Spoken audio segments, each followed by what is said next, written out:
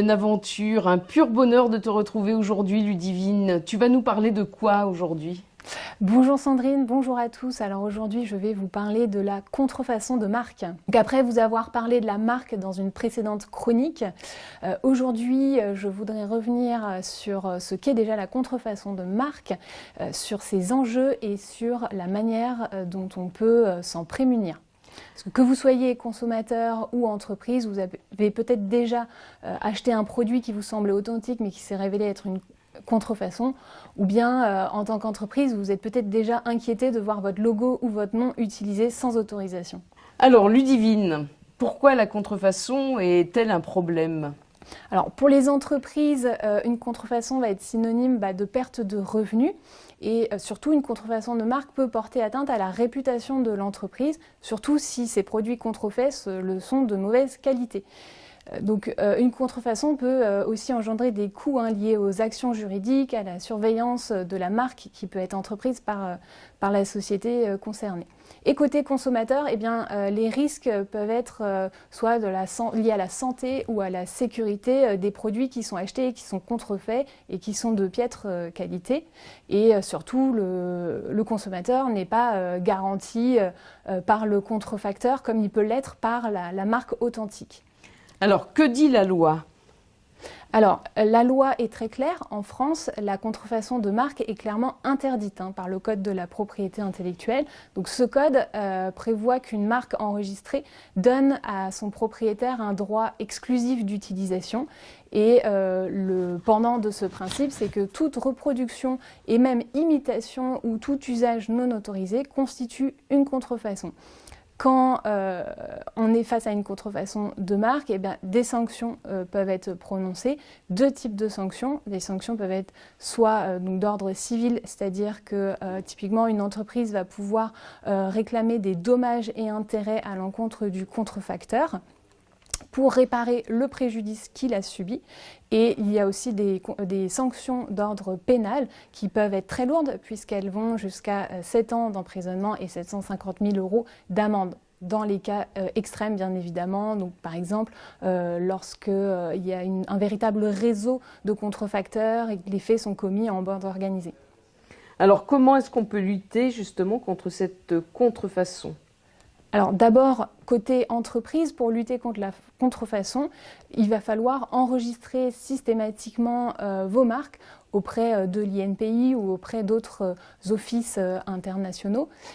Première étape. Deuxième étape, surveiller activement vos marques, notamment en ligne. Et pour ça, le cabinet Clermont Novus, dans lequel je travaille, peut vous accompagner pour mettre en place une surveillance de vos marques, pour recevoir des alertes. Donc nous, on fait un premier filtre, on juge les alertes qui peuvent être particulièrement gênantes et on fait un rapport à nos clients et on préconise des actions au cas par cas en fonction des contrefaçons qui peuvent être relevées et constatées. Agir, donc, si une contrefaçon est relevée, c'est primordial également. Comment? Et encore une fois, en se rapprochant d'un avocat, l'avocat va commencer déjà par vérifier si les conditions de la contrefaçon sont bien remplies.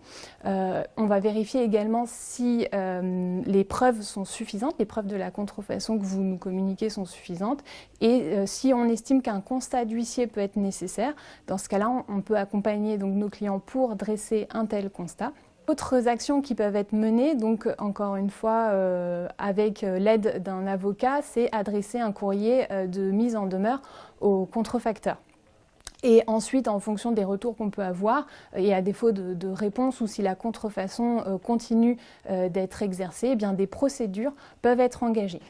Et donc côté consommateur, pour lutter contre la contrefaçon, il est recommandé d'acheter uniquement sur des sites ou dans des magasins fiables. Attention notamment aux sites internet et aux sites de seconde main où on peut relever donc, plus de produits contrefaisants que sur des sites de e-commerce classiques. Il faut faire également attention au prix, puisqu'un écart de prix trop important entre le prix pratiqué dans une boutique Louis Vuitton et le prix pratiqué sur un site internet, s'il est trop important, ça peut être un indice aussi que le produit que vous achetez est contrefait. Alors une question, Ludivine, je rentre d'un pays étranger où la contrefaçon est reine. Je me fais attraper par les douanes. Aïe aïe aïe, qu'est-ce que je risque? Le principal risque, c'est la confiscation du produit contrefaisant. Voilà. Après, si vous faites preuve de bonne foi, le douanier s'en arrêtera là, mais du coup, vous perdez le produit et puis l'argent que vous avez dépensé pour acheter ce produit contrefait. Pour conclure la contrefaçon de marque, Ludivine, qu'est-ce que tu peux ajouter? Eh bien, en conclusion, la contrefaçon de marque, c'est pas seulement une question de copie, puisque ça peut avoir des conséquences graves, aussi bien pour les entreprises que pour les consommateurs, et même pour l'économie en général. La contrefaçon peut avoir des effets néfastes. Et donc, si vous êtes confronté à une situation de contrefaçon, eh bien, n'hésitez pas à consulter un avocat spécialisé, que vous soyez entreprise ou consommateur, et pour être conseillé au mieux sur vos droits et les actions à entreprendre. Alors merci beaucoup Ludivine. On peut peut-être rappeler dans quel cabinet d'avocats tu travailles? Avec plaisir. Alors moi je travaille au sein du cabinet Clermont-Auguste, basé à Brest. À très bientôt pour une nouvelle chronique. Et on parlera de quoi la prochaine fois, Ludivine?